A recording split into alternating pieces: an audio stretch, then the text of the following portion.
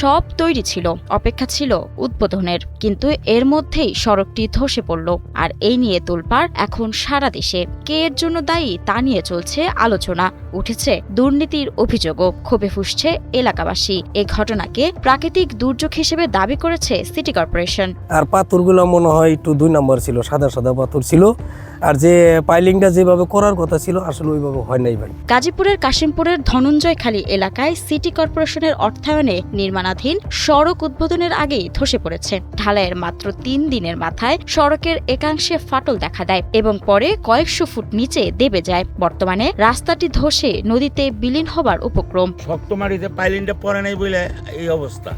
যদি এই অরিজিনাল মাটিতে পাইলিংটা পড়তো তাহলে যাইতো নাকি, ওই মোরা টানা সুদ্ধা গেছে কাকাঙ্গে। গাজীপুর সিটি কর্পোরেশনের কাশিমপুর বাজার থেকে ধনঞ্জয়খালী পর্যন্ত সড়কে তুরাগ নদের পশ্চিম তীরে 2টি প্যাকেজের আওতায় উন্নয়ন কাজ বাস্তবায়ন করতে প্রকল্প শুরু করে কর্তৃপক্ষ।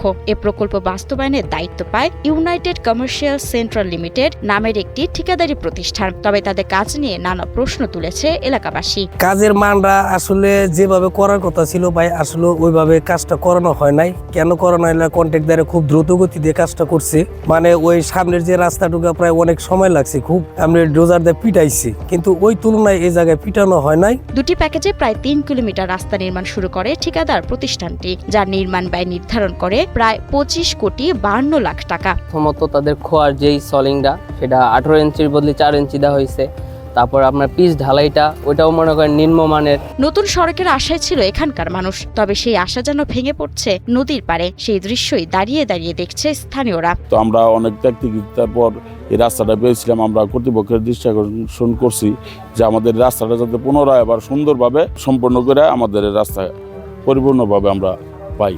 ঘটনাস্থল পরিদর্শনে এসে গাজীপুর সিটি কর্পোরেশনের প্রধান নির্বাহী কর্মকর্তা জানান, ঠিকাদারের কোনো গাফিলতি নেই, এটি একটি প্রাকৃতিক দুর্যোগ। কারিগরি ত্রুটির কারণে হয়নি, এটি একটি প্রাকৃতিক দুর্যোগ। আপনারা দেখে থাকবেন এই গাজীপুর ময়মনসিংহ অঞ্চলে ভূমিধসের ঘটনা ঘটে। আমরা ধারণা করছি প্রাথমিকভাবে রিভার বেড হয়তো নিচে নেমে গেছে বা ওই জায়গাটাতে কোনো খাদের সৃষ্টি হয়েছে বলে এই জায়গাটিতে এই ধসের ঘটনাটি ঘটেছে। তবে কর্তৃপক্ষের ব্যাখ্যা মানতে রাজি নয় এলাকাবাসী। যথাযথ তদন্ত করে দায়ীদের শাস্তির দাবি তাদের।